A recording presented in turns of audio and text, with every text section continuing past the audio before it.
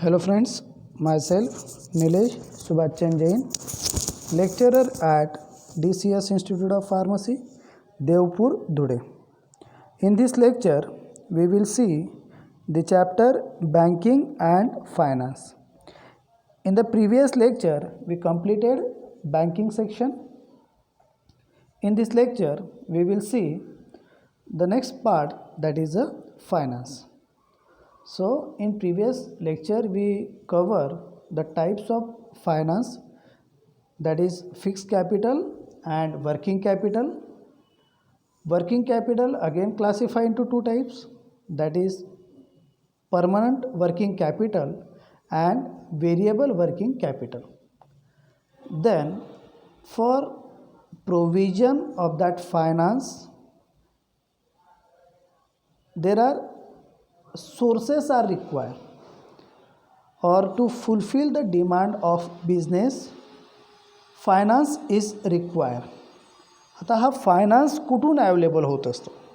So finance is basically available or raising capital for any business enterprise by two sources. First one that is a own capital and second one that is a loan capital. आता own capital आणि loan capital म्हणजेच काय? On capital म्हणजेच जो स्वतःजवळचा पैसा आहे, जो स्वतःचा पैसा आहे, जे स्वतःचं कॅपिटल आहे, जे स्वतःची प्रॉपर्टी आहे, त्याला म्हणतो आहे आपण ओन कॅपिटल. आणि जे आपण लोन घेतो आहे, जे कर्ज घेतो आहे, it may B from bank और एनी कलिग्स, तर त्यांच्याकडनं जो पैसा घेतो आहे कर्जाच्या मार्फत, तर त्याला म्हणतो आहे आपण loan capital.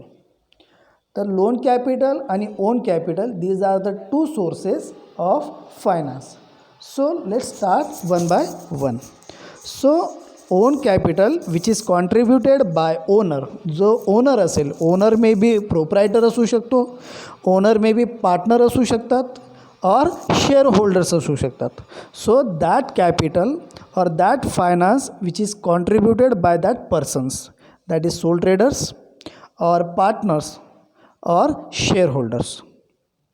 Then it remains invested in the business so long as the business continue to exist. एक लॉन्ग टर्मसाठी हा जो ओन कॅपिटल आहे, जो स्वतःचा पैसा आहे, त्या ओनरचा असेल, दॅट इज सोल प्रोप्रायटरचा असेल, किंवा पार्टनरचा असेल, किंवा शेअर होल्डरचा, तर एक लॉंग टाईमसाठी हा बिझनेसमध्ये पैसा इन्व्हेस्ट केलेला असतो, जोपर्यंत बिझनेस चालणार आहे, जोपर्यंत बिझनेस चालेल तिथपर्यंत. So the return of such capital is depends on availability of surplus capital to be distributed. Second, that is the loan capital. So that loan capital is available or raised from individual banks or industrial banks of financial institutions. तर ज्या काही branches आहेत किंवा ज्या काही banks आहेत, तर त्या बँकेकडनं हा कॅपिटल, हा जो फायनान्स, हा जो पैसा आहे, हा रेज केला जात असतो, हा घेतला जात असतो. So it involves periodical payment of interest at a fix rate and repayment of loan capital after the expiry of stipulated period. तर वन स्ट्रोकमध्ये तुम्ही लोन घेता एखाद्या बँकेकडनं आणि त्याला इन्स्टॉलमेंटमध्ये, आता त्या इन्स्टॉलमेंटमध्ये लोन अमाऊंट पण असते and with that loan amount इंटरेस्टसुद्धा हा चार्ज केलेला असतो. So it involves periodical payment of interest at a fix rate and repayment of loan capital after the expiry of stipulated period. एक स्पेसिफिक पिरियडसाठी 10 वर्ष असेल, 15 वर्ष असेल, 7 वर्ष असेल, जो काही बँकने फिक्स केलेला आहे त्या पिरियडपर्यंत ती लोन अमाऊंट ही पेड करावी लागणारे त्या ओनरला म्हणा, किंवा त्या बिझनेसमॅनला म्हणा, किंवा त्या पार्टनरला म्हणा, किंवा त्या शेअर होल्डर्सला म्हणा. So the loan capital is available only against mortgage or pledge of the property of the borrower. तो जो बॉरोवर असणार आहे, ज्याला पैसा लागणार आहे, ज्याला लोन लागणार आहे, जो लोन घेणार आहे, दॅट इज अ बॉरोवर. तर त्याची जी प्रॉपर्टी असणार आहे, त्याची जी ॲसेट्स असणार आहे, त्या ॲसेट्सला मॉर्गेज करून त्याच्यावरती ते लोन हे प्रोव्हाइड केलं जात असतं. आता जनरली मॉर्गेजवरती 80% किंवा 70% एवढं लोन हे प्रोव्हाइड केलं जात असतं आजच्या घडीला. तर मॉर्गेज थोडक्यात काय की त्याची प्रॉपर्टी गहाण ठेवणं, म्हणजेच त्याच्या प्रॉपर्टीचे पेपर्स जे असणारे किंवा त्याची जी प्रॉपर्टी असणारे ती गहाण ठेवली जाणारे त्या बँककडे, आणि बँक त्या मॉर्गेज करून गहाण ठेवून त्या प्रॉपर्टीच्या अगेन्स्ट लोन हे प्रोव्हाइड करणारे किंवा करेल. दॅट इज अ मॉर्गेज और only against a mortgage. The next that is the sources of finance can be classified into their parts on the basis of duration for which it is required by the business. आता generally जे loan असणारे जे finance असणारे that finance are classified on the basis of duration for which it is required by the business are classified into three types: long term loan or long term finance, medium term finance, and third one that is a short term finance. आता long term finance जे असणार आहे which is require or which is for 10 or more years, जे long term finance जे दिलं जाणार आहे ज्या बँकेकडनं, तर ते बँक किंवा जी काही फायनान्शियल इन्स्टिट्यूशन असेल तर ती फायनान्शियल इन्स्टिट्यूशन 10 वर्ष किंवा त्याच्यापेक्षा जास्त पिरियडसाठी ते लॉंग टर्म फायनान्स किंवा लॉंग टर्म लोन हे प्रोव्हाइड करते. So long term finance, so it remains invested in a business for considerably long period, that is 10 to more years. आता जनरली जो बिझनेसमॅन असेल, जो ओनर असेल त्या बिझनेसचा, it may be sole proprietor असेल or it may be partner असेल or it may be share holders असतील, तर जेव्हा ते लोन घेणार आहे long term loan, that loan is invested in a business for long period of time. एक long पिरियडसाठी ते इन्व्हेस्टमेंट करणार आहे ते loan amount generally 10 to more yearsसाठी ती अमाऊंट जी असणार आहे ती इन्व्हेस्ट केलेली असते त्या बिझनेसमध्ये. Then second that is long term finance is often invested in a fix assets such as building, plant and machineries. आता जे लॉंग टर्म लोन घेणार आहे, जे लॉंग ड्युरेशनसाठी असेल, means 10 to more years, so that long term finance have a higher amount. So that long term finance generally require or generally purchase for purchasing a land or for purchasing building or purchasing any plant or machinery. For that purpose that long term finance, that long term loan are required. So it may be raised through the following sources. आता जे long term finance जे असणार आहे, finance is nothing but provision of money required for business at any time. That is nothing but a finance. So that long term finance is raised or it is occur through following sources. First one that is the shares, second debentures, then plugging back of profit, and last one that is the financial institutions. So let's start with the shares. आता shares काय असतात? जेव्हा business हा चालू करायचा असतो and it require a huge finance, suppose की 100 करोडचा बिझनेस आहे. आता एखादा जो ओनर आहे की ज्याच्याकडे ते 100 करोड रुपये अवेलेबल नसतील, तर अशा वेळेस तो काय करणार आहे की त्याच्याकडचं जे ओन कॅपिटल आहे, सपोज की त्याच्याकडे 50 करोड आहे, त्यानं 50 करोड इन्व्हेस्टमेंट केली, रिमेनिंग जे अमाऊंट आहे 50 करोड, तर त्या 50 करोडला एक इक्वल अमाऊंटमध्ये डिस्ट्रीब्यूट करणार आहे, त्याला म्हणतो आपण शेअर्स. आता सपोज की एक शेअर्स असेल 50 रुपयाचा असेल किंवा 500 रुपयाचा असेल, ओके. आता जो व्यक्ती त्या बिझनेसचे ते शेअर्स परचेस करणार, ओके, परचेस केल्यानंतर दॅट पर्सन और दॅट शेअर होल्डर और that person becomes the member of that business. का? कारण की त्यानं तो शेअर परचेस केलेला आहे, परचेस करत असताना त्यानं त्या बिझनेसला तो पैसा दिलेला आहे, means it is a indirectly the member of that business. It is called as a share holder. So in a small scale business the whole capital required by the business is invested by the owner. But on a large scale business, the ownership are issued to the public. तर जी public असणार आहे तर त्या पब्लिकला एक ownership issue केली जात असते. कशामार्फत? तर ते शेअरच्या मार्फत. सपोज की ओनरकडे जेवढा पैसा आहे त्यानं तो लावला आणि जे रिमेनिंग अमाऊंट आहे तो रिमेनिंग अमाऊंट त्याला एक शेअर्समध्ये डिवाईड करून दिलं. सपोज की 50चा शेअर असू शकेल किंवा 1000चा असू शकेल किंवा काहीही अमाऊंटच्या शेअरची तो ठेवू शकतो.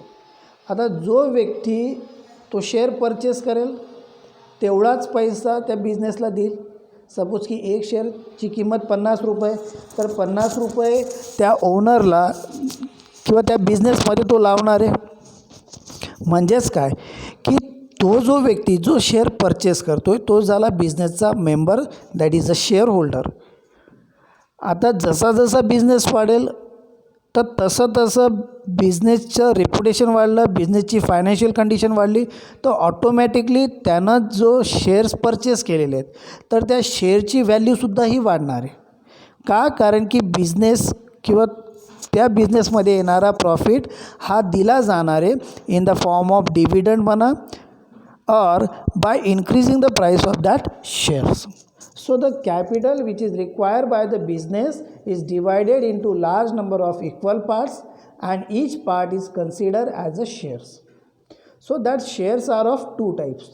First one, that is the preference share, and second one, that is the ordinary share. So let's start with the first, that is the preference share. So preference share are those share which carry a preference both regarding dividend and returns of the capital. आता preference share कोणाला म्हणणार की जे carry करतात. काय carry करणार? तर ते कॅरी करणारे dividend as well as returns of the capital. तर कॅपिटल अमाऊंट किंवा जो फायनान्स त्यांनी इन्व्हेस्ट केलेला in the form of share purchase करून त्यांनी अमाऊंट दिलेली आहे.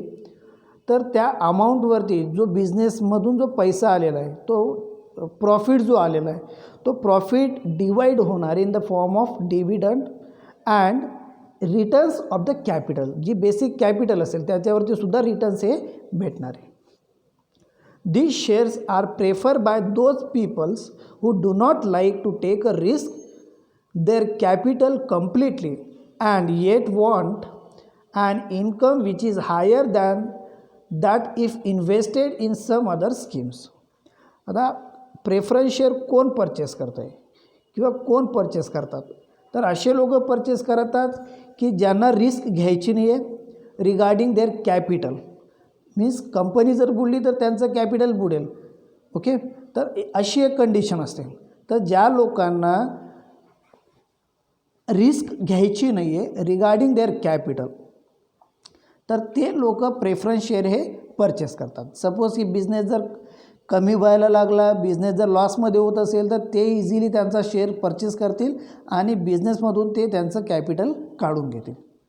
Okay, and it won't an income which is higher than that if invested in some other scheme. की ज्यांना जास्तीचा पैसा पाहिजे, ज्यांना जास्तीचा प्रॉफिट पाहिजे, for those person that preference share is a require or that preference share is a preferred. So the preference shareholder get a fixed dividend from its profit and remaining profit is divided among the ordinary shares.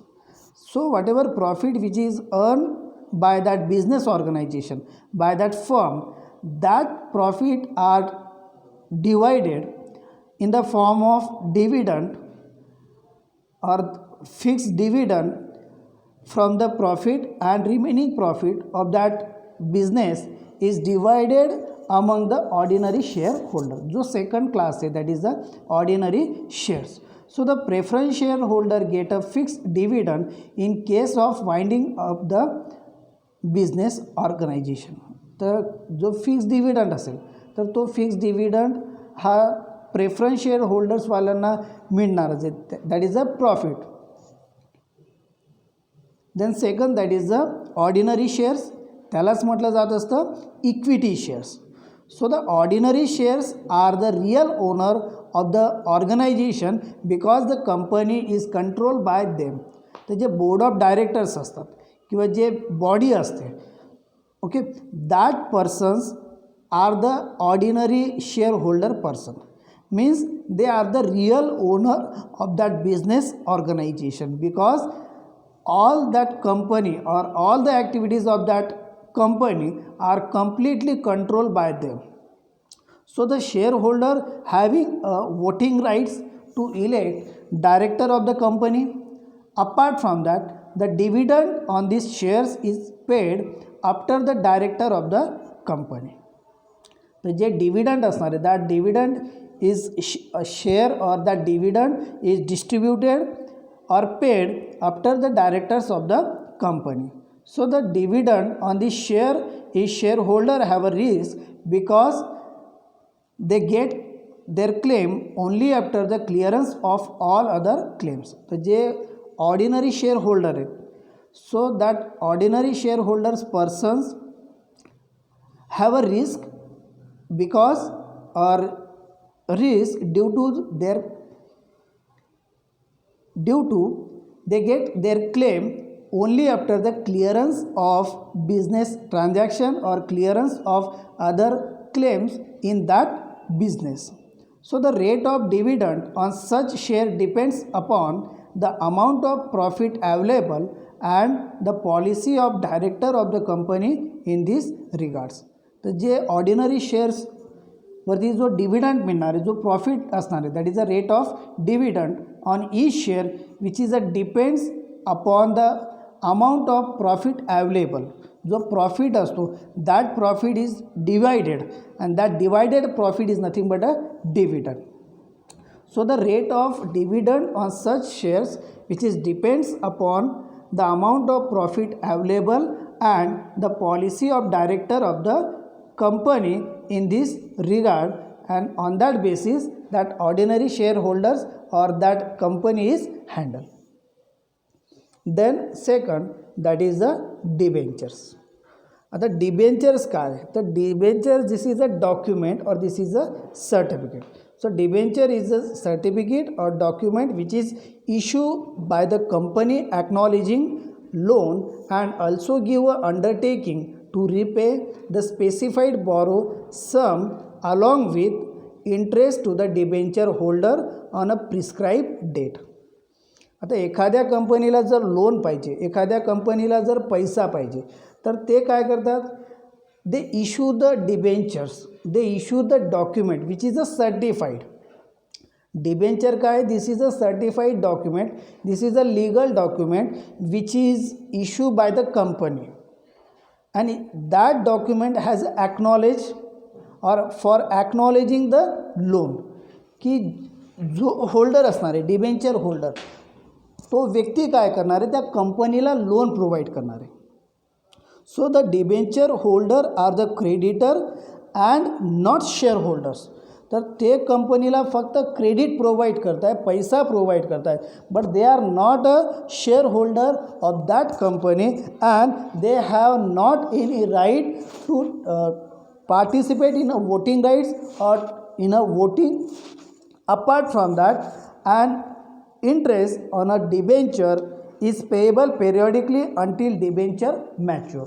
आता debenture मगाशी सांगितलं की debenture is a legal document, debenture is a document which is certified by company, की एक company एक letter issue करते, company एक certificate issue करते फॉर प्रोव्हिजन ऑफ लोन, की लोन घेण्यासाठी. आता सपोज की जो डिबेंचर होल्डर आहे, कंपनीनं ज्या व्यक्तीला ते लेटर दिलं, ते डॉक्युमेंट दिलं, तो व्यक्ती काय करणार आहे, तर तो व्यक्ती त्या कंपनीला लोन प्रोव्हाइड करणार आहे. पण लोन प्रोव्हाइड करत असताना असं होणार नाही की that person that is a debenture holder is a member or is a share holder of that company. तसं राहणार नाही. सपोज की कंपनीनं इश्यू केलं किंवा कंपनीला रिक्वायर आहे 100 रुपये, तर 100 रुपयेचं एक डॉक्युमेंट असेल किंवा एक रिटर्न डॉक्युमेंट असेल की कंपनीला 100 रुपयाची गरज आहे किंवा 100 रुपये जो व्यक्ती इन्व्हेस्ट करणार आहे, जो व्यक्ती देणार आहे, त्याला तो सर्टिफिकेट हे दिलं जाईल. आता कंपनी ज्या व्यक्तीला ते सर्टिफिकेट देईल तो व्यक्ती काय करणार, तर तो व्यक्ती 100 रुपये त्या कंपनीला देणार आहे. जेव्हा तो 100 रुपये देणार that person becomes a debenture holder. पण डिबेंचर होल्डरला कुठल्याच प्रकारचे वोटिंग राईट्स हे नसतात. That is he is a creditor not share holder and due to that they carry no voting rights.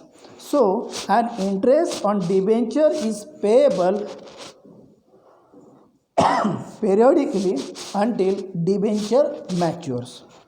A debenture carry is a fixed rate of interest. ज्या व्यक्तीकडनं 100 रुपये घेतलेले तर त्या व्यक्तीला ती सम अमाऊंटसुद्धा पेड करायची आहे, ॲज वेल ॲज जो इंटरेस्ट असेल तो इंटरेस्टसुद्धा त्या व्यक्तीला पेड करायचा.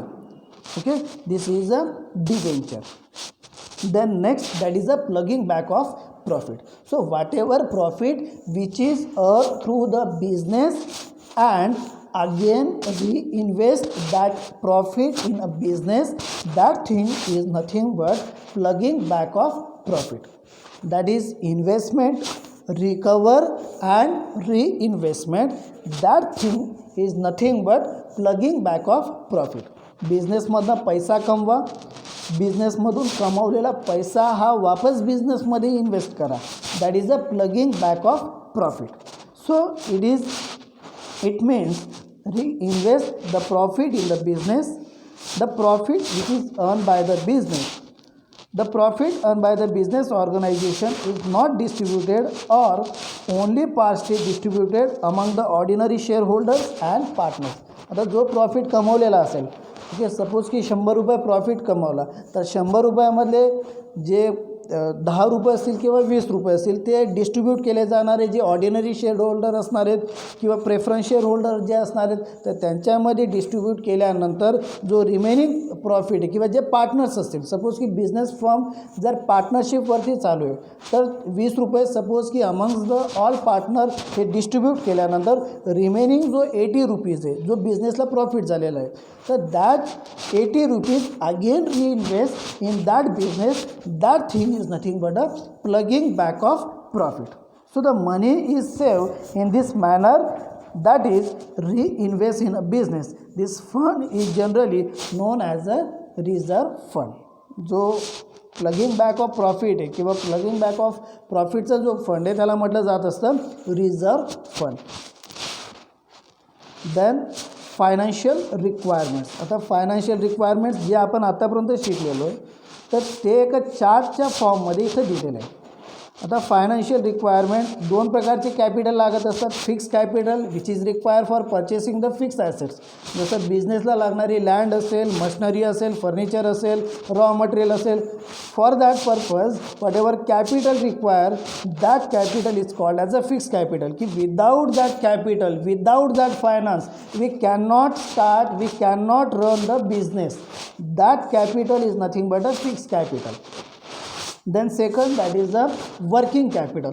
आता वर्किंग कॅपिटल कोणाला म्हणा की for meeting the day to day expenses, for meeting the working expenses which is occur in a business organization, that capital is called as a working capital, which is again of a two types. That is permanent, that is that capital is a permanent or fixed working capital. And second one that is a variable which is required according to the need of a business. That's why that capital is called as a variable working capital. ते कमी किंवा जास्त लागेल, कधी जास्त लागेल, कधी कमी लागेल, कधी लागणार नाही. So that's why that capital is called as a variable working capital. So sources of finance, that is means that finance, again long term finance, medium term finance and short term finance. So that long term, medium term and short term finance which is occur through or which is raised through the sources. So for long term finance, the finance is raised through the number of sources. That is issue of shares which is of two types, preference share and ordinary share. Then second that is the issue of debenture, that is a legal document or acknowledgement, then loan from a specialized bank, then industrial financial institutions, and plugging back of finance or profit. Then second source or second finance, that is the medium term finance, which is obtained through issue of shares, issue of debentures, public deposits, bank loan, assistance from special industrial finance institutions. And last one, that is the short term loans, which is obtained or which is raised through trade credit, bank credit, installment credit, customer advances. So, financial institutions, this is the again the source. In that there are various financial institutions which provide the loans to the this provide the loan for long term purpose or medium term finance or short term finance. Means these are the financial institutions which have been set up by center and state government to provide long term and medium term finance to the industrial concern. तर ते इंडस्ट्रीजला loan हे provide करत असतात, finance हे provide करत असतात for long term, that is 10 और मोर इयर्ससाठी और medium term. For that purpose, that is for a industrial purpose, हे फायनान्शियल इन्स्टिट्यूशन. आता कोणकोणत्या फायनान्शियल इन्स्टिट्यूशन्स आहेत तर IFCI, that is a industrial finance corporation of India, which provide a loan, that is a banks name आहे. Then Industrial Development Bank of India, that is IDBI Bank, Industrial Credit and Investment Corporation of India, that is ICICI Bank. Then Industrial Reconstruction Bank of India, that is IRBI Bank. Then National Small Industrial Corporation, then State Financial Corporation, State Industrial Development Corporation, and Unit Trust of India, that is UTI. All that financial institution which provide a long term or medium term finance to the industry concern. Then medium term finance. So medium term finance, which is remain invested in a business for a period between 3 to 10 years. Long term finance 10 or more, medium term finance 3 to 10 years. So that medium term finance which is generally used for implementation, expansion, extension or modernization programs of a business. जेव्हा बिझनेसला modernisation करायचं आहे, expand करायचं आहे किंवा extend करायचं आहे, business वाढवायचा आहे, at that time that finance is required, and that finance is called as a medium term finance, which is for 3 to 10 years. So that finance is raised through the preference shares, debentures, term loans from bank, financial institution, which is already discussed in the long term finance, and public deposits. So let's see the public deposits. आता public deposits थोडक्यात काय की पब्लिकनं ठेवलेला पैसा, that is a public deposit. पब्लिकने दिलेला पैसा. एखादा बिझनेस आहे, बिझनेस जेव्हा चालू करायचं आहे, जेव्हा पब्लिकसुद्धा इंटरेस्ट घेत असेल एखाद्या बिझनेसमध्ये आणि ते सुद्धा जेव्हा पैसा लावत असतील त्या बिझनेसमध्ये, तर त्या पैशाला किंवा ते जे देतील त्या पैशाला म्हणतो आहे आपण public deposit. So the undertaking which is intended to raise public deposit approach the public through an advertisement in the press. तर पब्लिकला एक अप्रोच केलं जातं थ्रू द ॲडव्हर्टाइजमेंट, की सपोज की एखादा व्यक्ती आहे की ज्यानं बिझनेस स्टार्ट केला आणि थ्रू द ॲडव्हर्टाइजमेंट त्यांना एक ॲडव्हर्टाईज केली त्याच्या बिझनेसची की आमच्या बिझनेसमध्ये किंवा माझ्या बिझनेसमध्ये पैसा लावा किंवा मला फायनान्शियल सपोर्ट करा किंवा पैसा लावा, तर तुम्हाला त्या बिझनेसमधून जो प्रॉफिट येईल त्याला चांगले रिटर्न्स येणार आहे. तर अशा पद्धतीचा एक प्रकारे एक इंटरेस्ट पब्लिकमध्ये क्रिएट केला जातो थ्रू द ॲडव्हर्टाइजमेंट. आणि पब्लिक जेव्हा पैसा लावत असते त्या बिझनेसमध्ये त्याला आपण म्हणतो आहे public deposits. So the advertisement highlight the achievement of company and it's future plan and invites the investor to deposit their saving with it. तर एक कंपनीचे जे अचिव्हमेंट्स असतील, कंपनीचं जे चांगल्या बाजू असतील त्या हायलाईट केल्या जात असतात पीपल्सला किंवा पब्लिकला अट्रॅक्ट करण्यासाठी. सपोज की जर पब्लिक जर हॅपी असेल, पब्लिक जर सॅटिस्फाईड असेल रिगार्डिंग दॅट अचिव्हमेंट्स, त्यांना जर ट्रस्ट असेल त्या कंपनीवरती, तर ती जी पब्लिक असेल तर ती पब्लिक त्या बिझनेसमध्ये नक्कीच पैसा हा लावत असते. So generally that money is borrow for 1 to 3 years and the rate of interest on borrowed sum depends on length of period of deposits. तर जनरली 1 ते 3 वर्षासाठी पब्लिककडनं पैसा हा उसनवारी घेतला जात असतो, बॉरो केले जात असतात आणि एक इंटरेस्ट, एक आपण म्हणतो त्याला व्याजासहित ते पैसे त्या पब्लिकला दिले जात असतात. So the interest is paid periodically or at maturity along with the amount of deposit. तर इंटरेस्ट मीन्स जी डिपॉझिट त्यांनी जमा केलेली आहे तर त्या डिपॉझिटसोबतच त्यांना इंटरेस्टसुद्धा हा पेड केला जात असतो जेव्हा त्यांना पैशांची गरज असते तेव्हा. That is the interest is paid periodically and or at a maturity along with the amount of deposit. The next, that is a mortgage. So mortgage is nothing but it is a secured loan borrowed from bank, insurance company or any other similar agency. Mortgage करणं म्हणजे थोडक्यात काय की तर mortgage is nothing but a गहाण ठेवणं. तुमची property जी असेल त्याला मॉर्गेज केलं जात असतो. That is that loan is a secure loan from bank of point of view. तर bank point of view mortgage करून जेव्हा ते लोन देत असतात एखाद्या बॉरोवरला ज्याला उसनवारी घ्यायची आहे, तर this is a secure loan. It is a secure loan borrowed from bank, insurance company or any other similar agency की त्यांच्याकडनं तो लोन हे प्रोव्हाइड केलं जात असतं त्या बॉरोवरला. And the loan is sanction against the mortgage or pledge of the property of the company. तर ती जी कंपनीची जी प्रॉपर्टी असेल किंवा त्या एखाद्या ओनरची जी काही प्रॉपर्टी असेल, जे काही ॲसेट्स असतील तर त्यांना मॉर्गेज केलं जात असेल त्याच्यानंतरच ते लोन हे प्रोव्हाइड केलं जात असतं. So the same is return back on the payment of loan within a agreed time. तर जेव्हा ती जी कंपनी असेल ती company total loan apart from that interest जेव्हा कम्प्लिटली पेड करेल तर त्याच वेळेस त्यांची जे डॉक्युमेंट असेल किंवा त्यांची जी प्रॉपर्टी असेल that property is return back to that owner or to that business. That is the mortgage concept.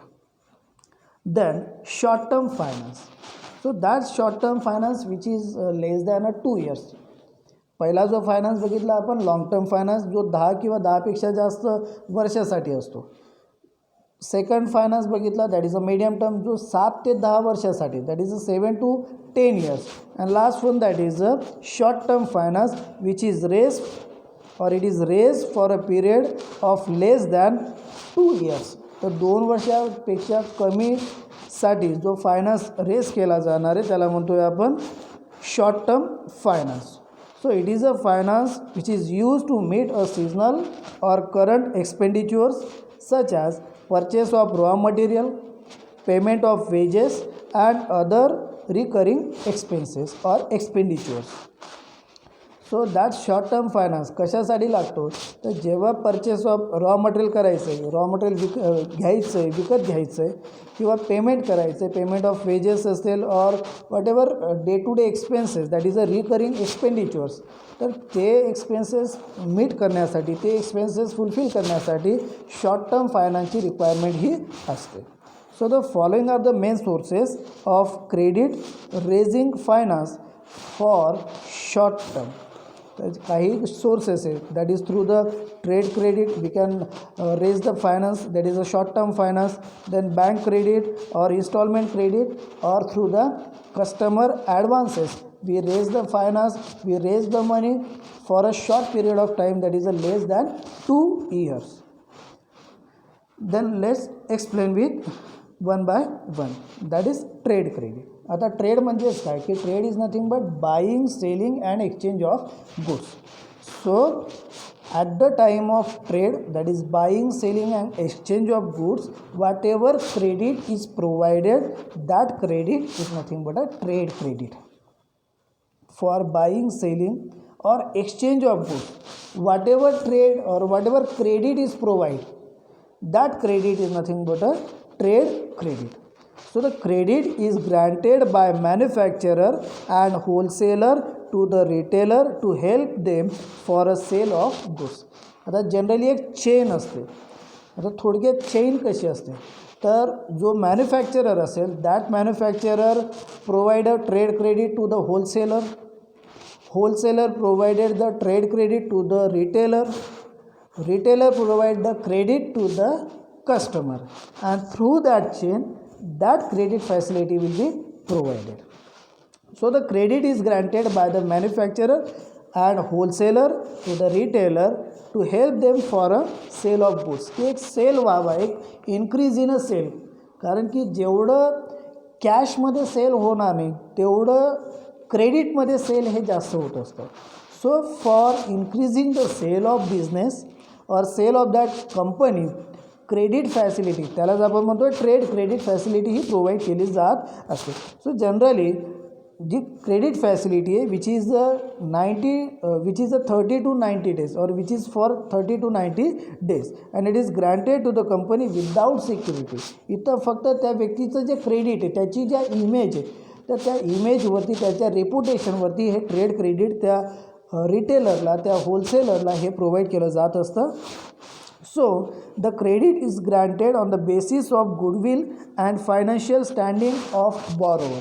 तर जो रिटेलर असेल किंवा जो कोणी होलसेलर असेल जो बॉरोवर असेल त्याचं जे क्रेडिट असेल त्याचं जे गुडविल असेल किंवा त्याचं जे फायनान्शियल स्टँडिंग असेल on that basis that trade credit facility will be provided, and at the time of providing that trade credit facility no interest is charged for this.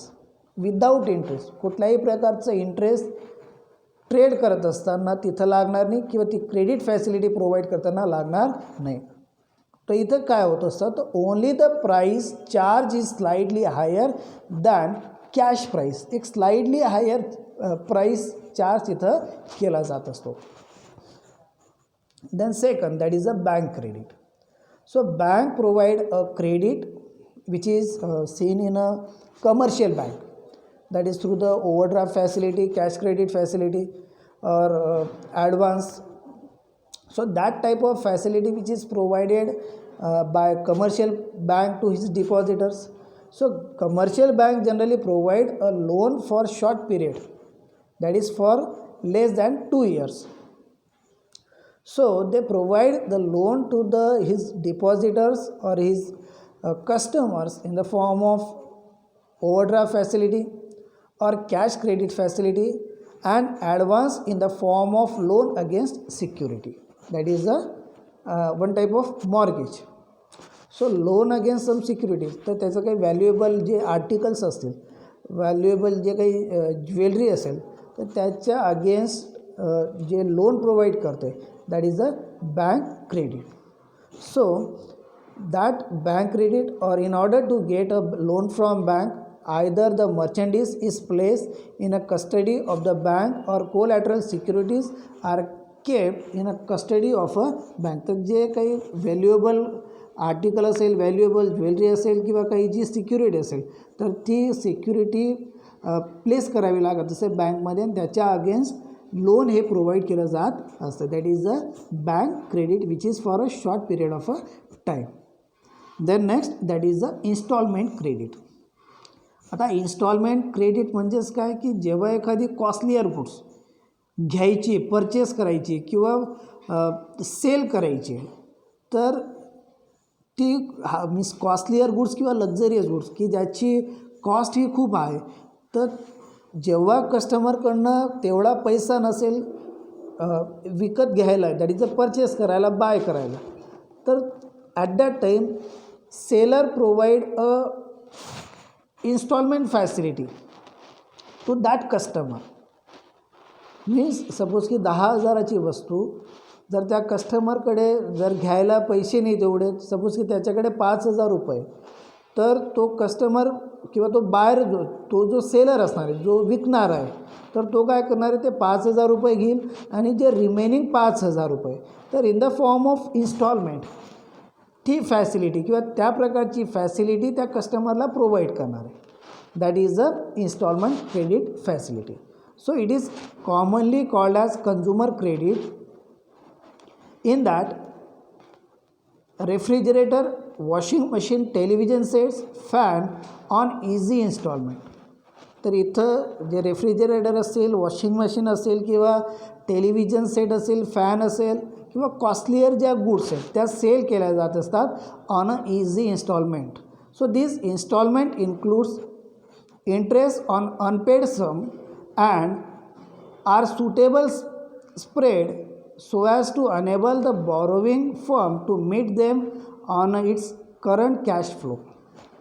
तर इथं काय होतं असतं की सपोज की 10,000 रुपयाचा एखादा टी व्ही जेव्हा एखादा बिझनेसमॅन सेल केलं त्यानं आणि जो परचेस करणार आहे, जो बायर आहे, त्याच्याकडे जर 10,000 रुपये नसतील तर तो काय करणार आहे, त्याच्याकडे जेवढी अमाऊंट आहे तो पेड करून देणार आहे आणि जे रिमेनिंग अमाऊंट असणार आहे तर त्या रिमेनिंग अमाऊंट त्या इन्स्टॉलमेंटच्या याच्यामध्ये असणार आहे किंवा इन्स्टॉलमेंटमध्ये पेड केली जाणार आहे. सपोज की 1,000 रुपयाचा इन्स्टॉलमेंट तिथं ठेवला, ओके, तर मंथली 1,000 रुपये त्या बायरनं त्या सेलरला द्यायचे.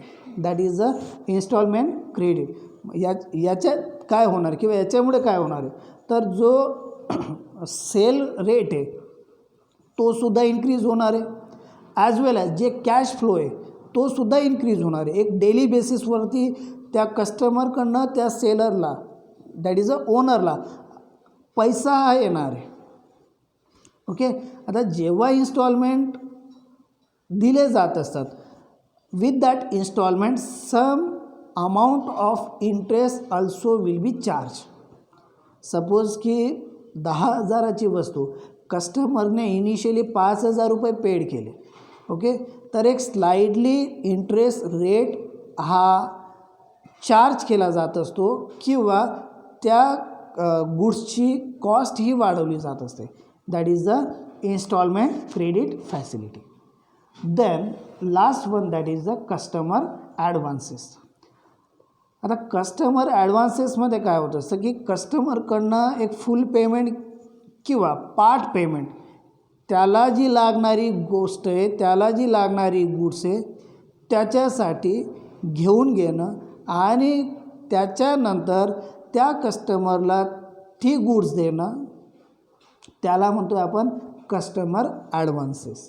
Means sometime a firms meets its short-term financial requirement through customer advances. Such advances represents a part of the price and carry no interest. तर पार्ट पेमेंट घेऊन घेणं आणि त्याच्यानंतर त्या कस्टमरला ती गुड्स पेड करणं किंवा देणं, that is the customer advances. So the period of such credit will depends on the time or upon the time taken to deliver the goods. आणि त्याच्यानंतर थोडक्यात काय की ती गुड्स त्या कस्टमरला ही पेड केली जात असते. That is the customer advances. कस्टमरकडनंच पैसा घ्यायचा, 8 दिवस 15 दिवसानंतर त्या व्यक्तीला ती गुड्स प्रोव्हाइड करणं, that is the customer advances. This is all about the chapter banking and finance. Thank you.